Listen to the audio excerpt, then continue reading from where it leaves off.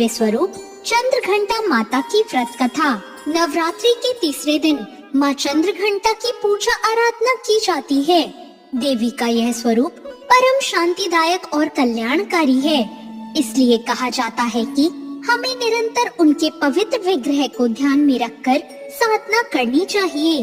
उनका ध्यान हमारे इस लोक और परलोक दोनों के लिए कल्याणकारी और सद्गति देने वाला है।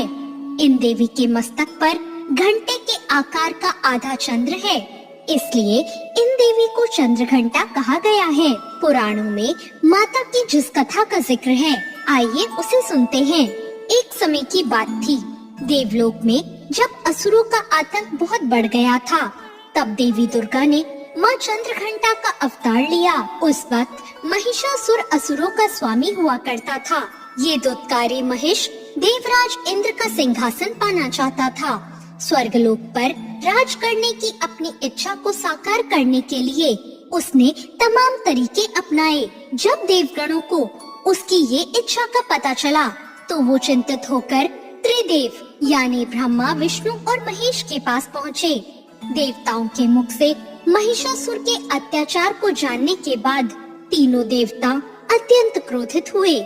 उसी वक्त उनके मुख से ऊर्जा उत्पन्न हुई और उससे एक देवी का अवतरण हुआ।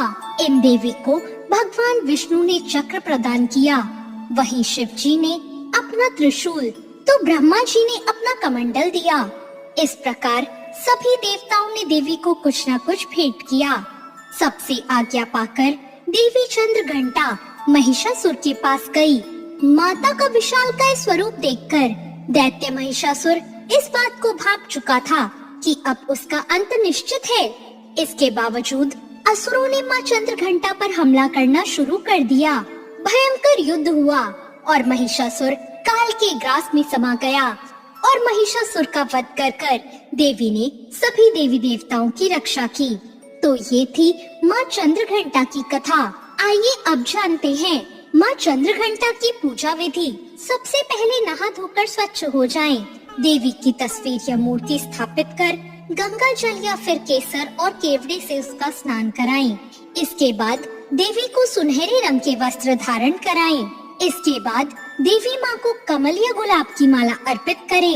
फिर मिठाई, पंचामृत और मिश्री का भोग लगाएं। उसके बाद जो लोग दुर्गा पाठ करती हैं, वो दुर्गा चालीसा स्तुति या दुर्गा सप्तशती का पाठ करें। उसके बाद माँ चंद्रघंटा की आरती सुने।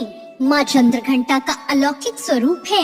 इनके मस्तक पर अर्धचंद्र विराजमान है, जिसके कारण ही इन्हें चंद्रघंटा नाम से पुकारा जाता है।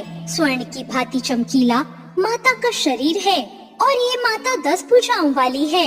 अस्त्र शस्त्र से सुशोभित मैया सिंह पर सवार है। पूरी विधि विधान से माता की पूजा करने और कथा का पाठ करने से शरीर के सभी रोग, दुख, कष्ट आदि दूर होते हैं। माँ चंद्रघंटा का मंत्र है ओम देवी चंद्रघंटाय नमः, ह्रीं श्री अंबिकाय नमः। माँ चंद्रघंटा का पसंदीदा रंग लाल है। माँ चंद्रघंटा का पसंदीदा फूल गुलाब और कमल है। माँ चंद्रघंटा का पसंदीदा भोग दूध की खीर या दूध से बनी मिठाई है। तो आप सभी भी नवरात्र के तीसरे दिन माँ चंद्रघंटा की विधिवत पूजा कर उनका आशीर्वाद प्राप्त करें।